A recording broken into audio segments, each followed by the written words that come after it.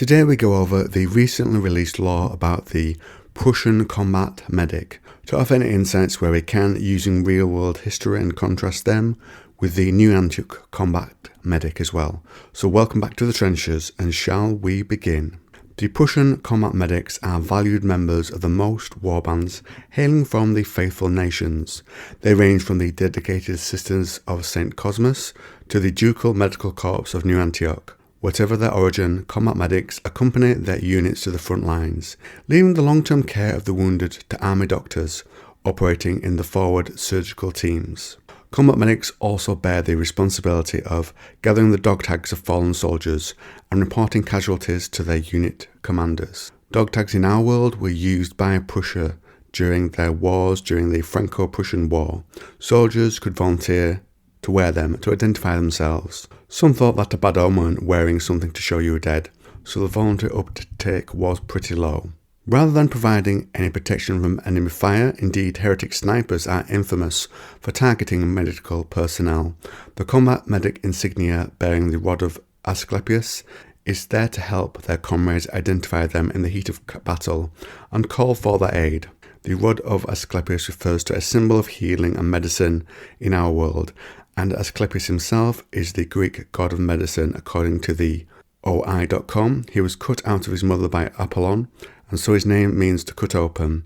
And Chiron, a centaur, instructed him in medicine, and the site tells us he grew so skilled in the craft that he was able to restore the dead to life. This was a crime against the natural order, and so Zeus destroyed him with a thunderbolt. Since the followers of the heretic lords, let alone the undead of the Black Grail, cannot be expected to honour any kind of symbol of medical neutrality, combat medics often go into battle heavily armed and armoured and take part in active combat in addition to their battlefield medical duties. Combat medics can often be found fighting their enemies in bitter close quarters combat for the possession of the fallen and the wounded, in order to prevent them from being used by the court and heretics in rituals of dark worship to raise goetic magic which fuels them. Here, their famed misrecorded daggers have proven their mettle time and again, taking out even the heavily armoured anointed, dragged down by the combined effort of the brave yeoman. A misericordia in our world also refers to a medicine dagger that can give that final merciful blow. The Free State of Prussia boasts a cadre of well-trained and highly experienced veteran frontline medics, often well versed both in human and veterinary first aid. Many Prussian combat medics are former lay members of the knightly orders such as the Malteser Orden, who still maintain hospices in memory of their original purpose. Prussian combat medics of the Stoßtruppen are selected from amongst the best and the most athletic in the entire armed medical service.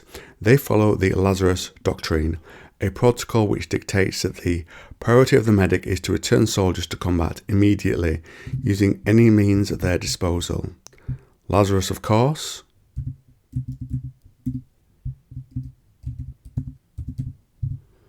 refers to the infamous resurrection of Lazarus. There, Christ brings his friend Lazarus back from the dead after 4 days of burial have passed, showing his powers. So maybe that could be reflected at some level within the powers of the Metachrist. The Free State has the most advanced chemical warfare program in Europa, and it provides its combat medics with an excellent kit to get even the most severely wounded soldiers back on their feet and into the fray once more.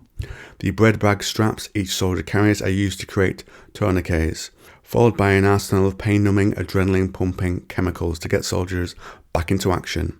Bread bag straps were used in World War II, were named the same and were used to carry and secure equipment, so don't take the name literally as I did. They also carry mustard paper, bottles of ammonia, pervitin and many other tinctures to revive the fallen, supporting the Prussian doctrine of overwhelming opponents with lightning assault. Let's go through some of the things they used.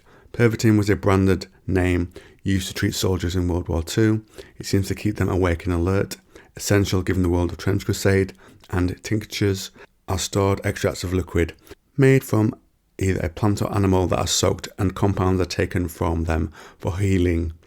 They've been used in medical treatments in our world for a long time. Whilst putting each such extra strain on wounded soldiers, may often cause their unfortunate demise later on due to blood loss or exhaustion, it is an undeniable fact that the combat medic's creed has turned many a battle in favour of the Free State. So that's the new law. Now to contrast with a few things of the combat medic law.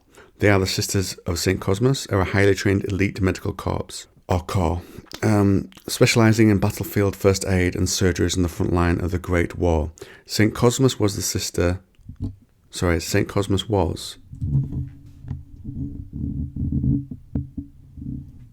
a term used to refer to twin physician martyrs.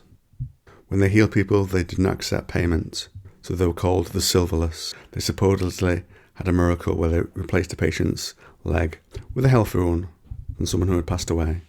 So you see their pedigree there. The sisters take a modified Hippocratic oath that compels them to help any wounded soldiers of the faith. So no matter how dire the circumstances, as well as dispatching heretics and other enemies, they find on the battlefield without pity or mercy. We don't get mention of this with Prussian battle medics, though Sense in the War says they might fulfill this role anyway. One other thing to note is that they also carry the misericordia and that they have the same mentality, getting folk injured back on their feet and back into battle, even just to eke out a few more moments of combat in the law for them. And that's all for today.